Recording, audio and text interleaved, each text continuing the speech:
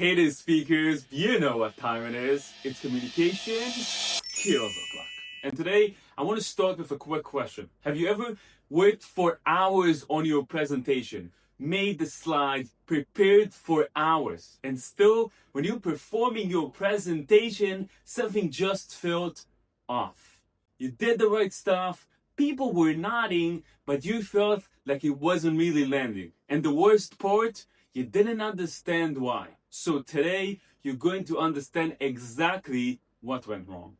If we haven't met before, it's nice to meet you. My name is Ty Miller, and for the last 9 years, I had the privilege of working with thousands of people on their communication, anywhere from students to CEO and TEDx speakers. And across all of them, I'm seeing a reoccurring problem. You know what it is? It's not their slides, it's not their confidence, it's just their narratives, or more specifically, the lack of it. And by the way, if you're serious about enhancing your communication skills, make sure to like and subscribe to get weekly content that will actually take you to the next level. Here's the thing about building narratives that nobody really understands. This is not a beginner's problem.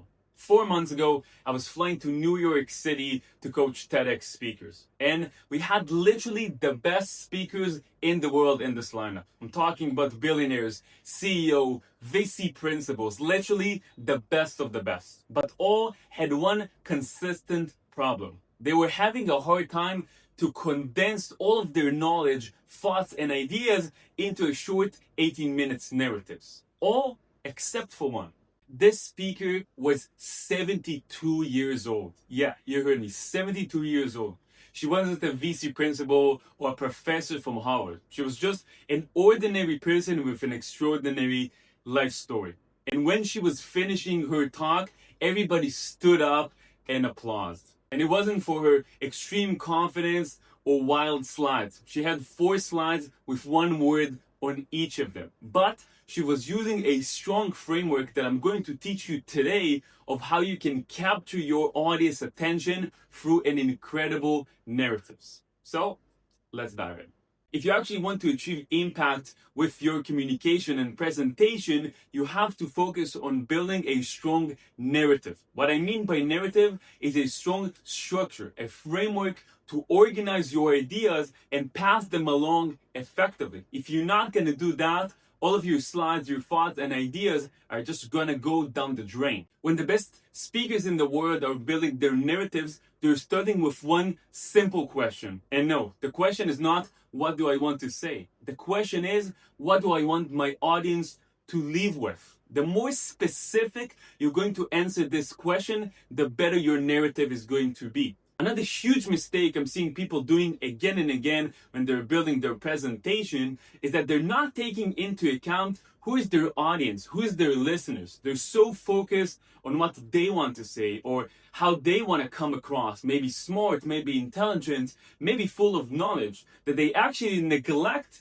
the most important part of the presentation, who's listening. So a huge tip I want to give you here is to think, what's my audience agenda? What's interesting for them? How do they measure success? For example, if I would talk to a room full of CEO and executives, they want to get to the bottom line. They want to hear numbers. They want to hear ROI. They want to hear impact.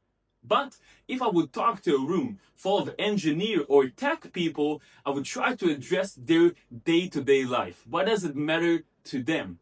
I would maybe talk in a more technical terms.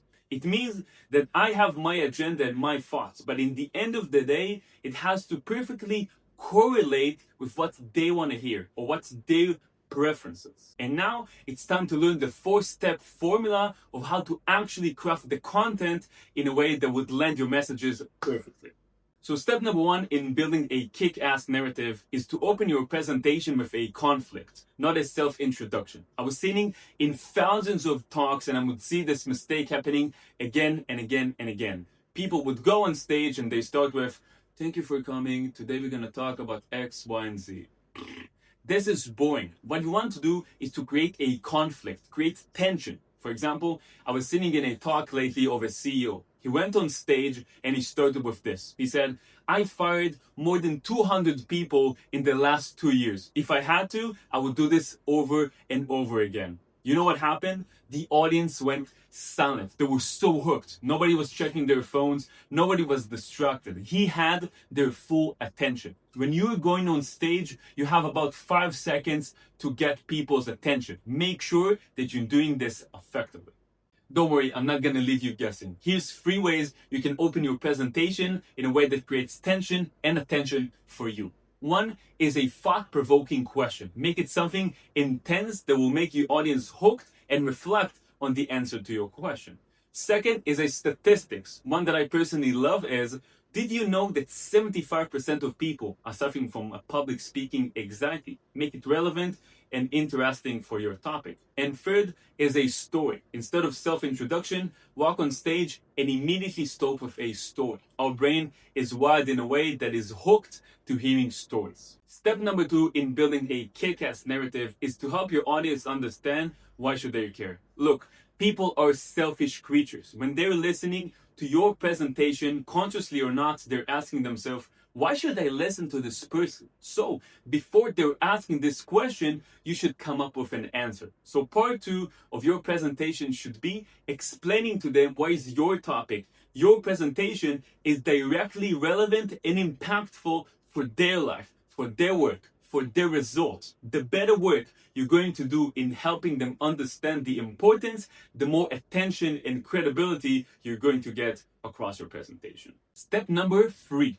If you want to have your audience attention, you have to build credibility and trust. And this is, of course, happening through self-introduction. Yes, I said earlier, don't stop with the introduction, but it doesn't mean that it's not a super relevant part. They need to understand why you are the right person to tell them about this topic you're going to tell. And remember, this is not bragging. This is building credibility. I want you to tell them about your history, your work experience, your background, and therefore they're going to build trust that you are the right person to share this information with them. And step number 4 in building the best narrative in the world is to make one clear promise, not fluff, not the full agenda. Tell them this, by the end of this talk, by the end of this presentation, you're going to leave with fill the blank. For example, by the end of today's video, you're going to leave with a 4-step formula of how you can build the best narratives for your presentation. That's it.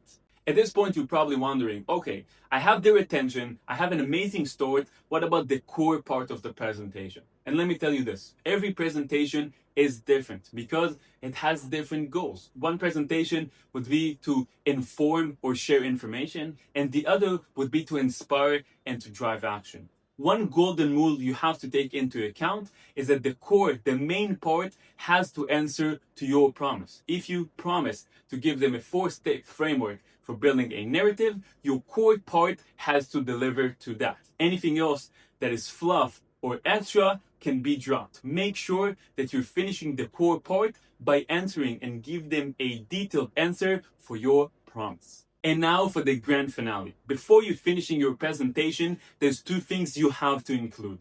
One is a recap. Make sure that the process is clear to them and you ingrain the ideas in their mind. For example, if the presentation is about 4 steps to make a kick-ass narrative, the recap would be step number 1 is to make sure that you understand what your audience to take from the presentation. Second step is to ask yourself, who's the audience and what matters to them? And then you start with a conflict, not an introduction. Step number 2 is to help them understand how is this relevant to them and their work. Step number 3, self-introduction to build credibility. And 4th is a promise. You tell them what you are promising them to leave with. For example, today, I promise you that if you incorporate this 4-step formula, the impact of your presentation is going to go up dramatically. And the very last part is I want you to tell them goodbye in a meaningful, close way. So therefore, I want to thank you for being in today's video. I genuinely hope you got some value and you're going to incorporate some of these elements in your next presentation. Until next time, go communicate.